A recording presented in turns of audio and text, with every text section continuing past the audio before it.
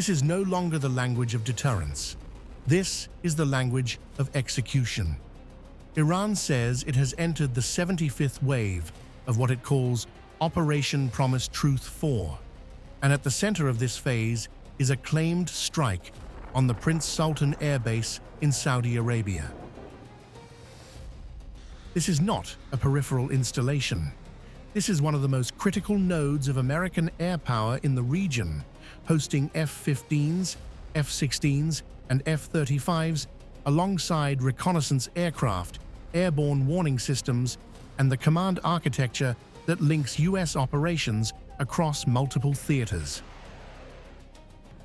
And that is precisely why this target matters.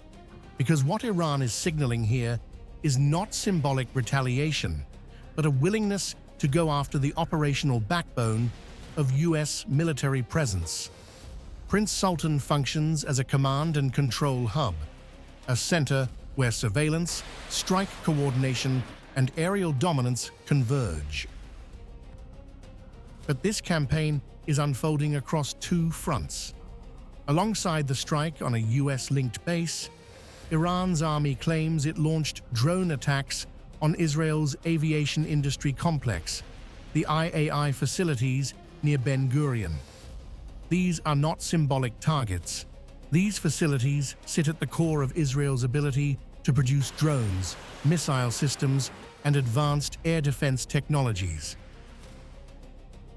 And then comes the most consequential layer: intelligence.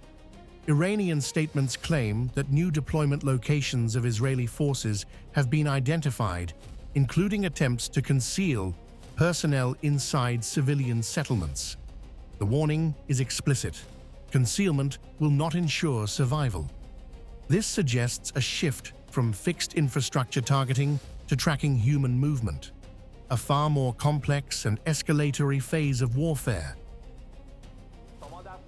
You must be accountable and just toward the people of America, because due to your wrong policies, American soldiers are being killed daily in the war you have initiated, and they are drowning in their own blood.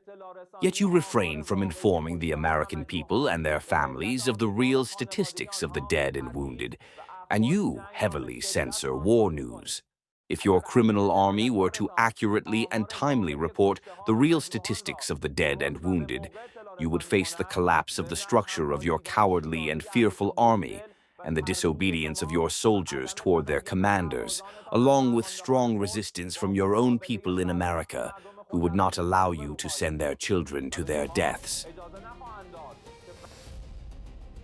What follows is not just a military claim, but a psychological offensive aimed directly at the United States. The IRGC is attempting to shift the battlefield inward, toward American public opinion, military morale, and political legitimacy, by alleging hidden casualties and suppressed information. Iran is not just fighting on the ground. It is trying to erode the narrative that sustains U.S. military engagement. Politicians, especially Trump, the foolish president of America, cannot achieve any results for this war and aggression against powerful Iran through media circus. Look at the fields and streets of powerful and honorable Iran in all cities and villages. You will see nothing but beauty, pride, resistance, and strength. You mistook war with the honorable nation and the capable armed forces of Iran for Hollywood-made films and fictional heroes, and with miscalculations you began this aggression. Perhaps you could never have imagined so many defeats.